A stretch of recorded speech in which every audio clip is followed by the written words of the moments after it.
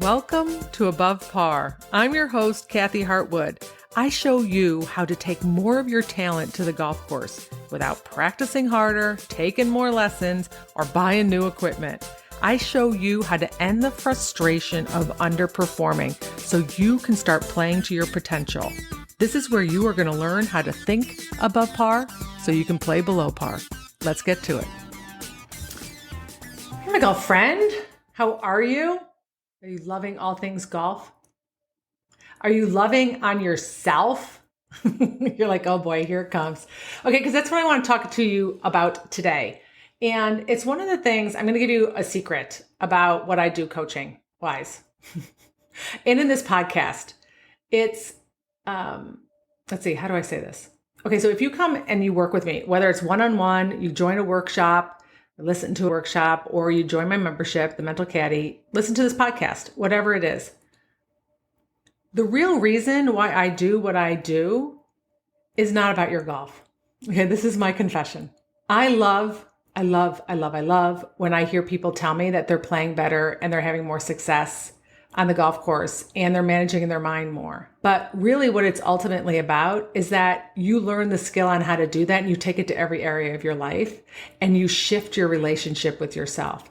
Because when I do one-on-one coaching, I know that at the bottom line, we will eventually get to, with everybody, it's your relationship with yourself. And what that means, it's how you treat yourself, how you feel about yourself, your identity, your self-worth. It's knowing the skills on how to build that up and protect it.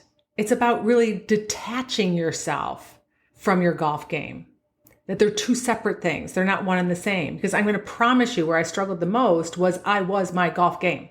You know that saying, bad round, bad person, good round, good person? I lived that. And then that ended up being my experience when I went out there and played. I put so much pressure on my golf game because my score was dependent on how I was going to treat myself and how I was going to feel after the round. It was horrible. I didn't enjoy golf. I didn't enjoy the way golf made me feel. But it was me. It's because I was looking for that validation in myself relative to my score, my shots, winning tournaments, how much money I made as a pro, how many putts I made. Eventually it was just putting. So really, ultimately what I want when you listen to this podcast and you take any of my programs or coaching is that I want your relationship with yourself to shift. And it's work. It's consistent work that we have to do all the time. And I know that this is ultimately what it's all about for you to have the most success on the golf course. And I'm going to show it to you in an example. Scotty Scheffler. Here's a guy who's having an amazing year. And if you've listened to any of his interviews, you will know that this guy detaches himself from his score. He's not his golf game. He has said the minute that his golf starts affecting his family life, he's going to stop playing. He's super competitive. He wants to win. He's trying. He puts in the work. He loves the process of all of that.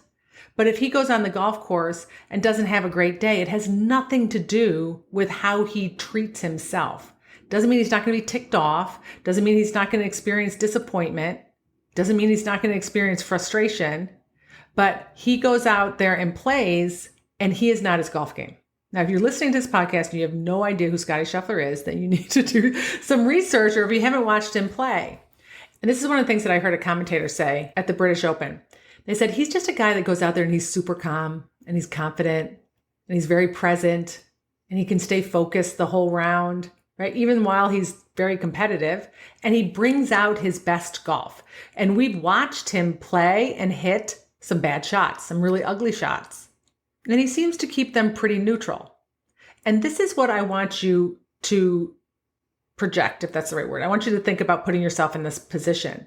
If you went out and played golf and your score meant nothing about you, if you hit a bad shot, a really ugly shot, and you made it mean nothing about you and how you felt, how you're going to treat yourself, the words that you said to yourself, if at the end of the round, whether you shot 100 or you shot 70, doesn't mean you're not going to be disappointed or frustrated. It didn't change at all your relationship with yourself. You were still whole and complete. You were still full and fulfilled in your life, regardless. If you teed up and knew that you were going to have your own back at the end of the round, regardless of what happened, wouldn't your experience be totally different? Wouldn't those raincoats that I talk about, those weighted raincoats that we put on, wouldn't they be just shed right away? You would go out and play with such a sense of calm. There would be so much less pressure on shots and putts. You would try and you would focus. You go through your process and your routine, the part that you've trained yourself up until that point, but your mind would be very quiet, wouldn't it? Because the dialogue that we typically have in our head is how, we lack confidence. We put pressure on ourselves. We say, I suck after a bad shot. We tell ourselves we're not good enough. We tell ourselves we ruined the round, right? Why did you ruin the round with a bad hole? What does that mean even, right? That means that your score is going to be 76 instead of 74. So what? If the 76 or the 74 isn't connected with how you treat yourself and how you think about yourself and your self-worth, then who cares? It's just part of golf. Those numbers happen. And you get to tap into your confidence in yourself about you having your own back, and you get to carry on and produce some good swings moving forward. But when we sit there and think that the 6, the double bogey, or how we affected our score is going to impact how we feel, now we have pressure to make it up because we're waiting at the end of the round to give ourselves a spanking, right? When we're the problem at the end of 18, when we're the one who's going to beat the crap out of ourselves and feel crappy, and we're the one that beats ourselves up negatively with all those words that are poking holes in our confidence bubble, then we're the solution. This is the good news. If you're the problem, you're the solution. And it starts with you shifting your relationship with yourself on how you treat yourself and how you connect yourself to your score and your game, how you compare yourselves to other people. This is why I consistently say you are not a number. How you feel about yourself is not based on a score or distance or the number of birdies you had. That feels good. Don't get me wrong, but it doesn't shift your relationship with yourself.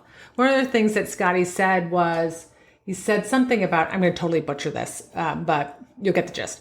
He said something about how when you win, it's just a moment in time. It's a moment, right? You win and you're like, everybody's like, yay, that was fun. Kisses and hugs and pictures with the trophy. And then you walk out of the clubhouse and you're like, all right, what are we going to have for dinner? Life just comes right back. And what's going to come right back to you after you walk off of 18 with the trophy or the win is your relationship with yourself. That goes with you everywhere. And all we really have in life is this moment right now, and right now, and right now, and how you feel right now. And that's in your power. I can say right now, right now, right now, right? You're getting the moment. It's like all we have is right now at this given moment in time. We don't have tomorrow. We don't have after a win. We just have how we get to feel right now.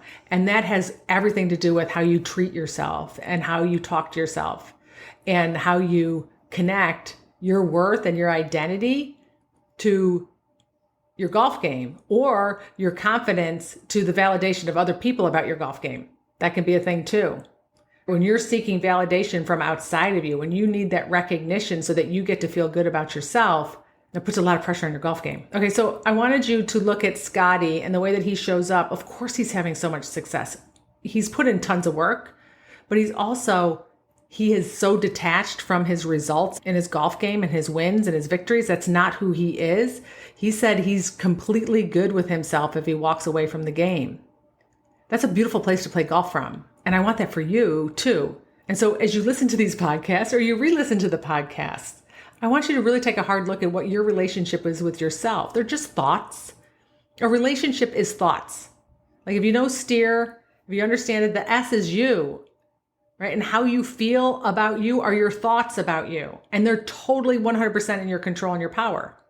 Now, from habit and history and your experiences in life, you might have some crappy thoughts in there, but you get to shift them. And that's where awareness comes in. You get to listen to them and say, does that serve me? Is it useful? And is it true? Most of the time, it's not even true. So your biggest work, and the work that gives me the greatest pleasure, is when you actually shift your relationship with yourself. Because when you do that, not only will your golf game get better, which is yay and amazing, right? And I love that, but you will take that everywhere in your life. And I know when I shifted my relationship with myself, golf became way more fun, but also the other areas of my life became so much better. And I want that for you. Okay, so I shared my secret on why I'm really doing what I'm doing. I feel like I might have said that in another podcast, but I wanted to share that with you specifically in being able to look through that lens as you look at and observe the success of Scotty Scheffler. All right, my friends, have a beautiful week. Say nice things to yourself, and I'll talk to you next Wednesday. Bye.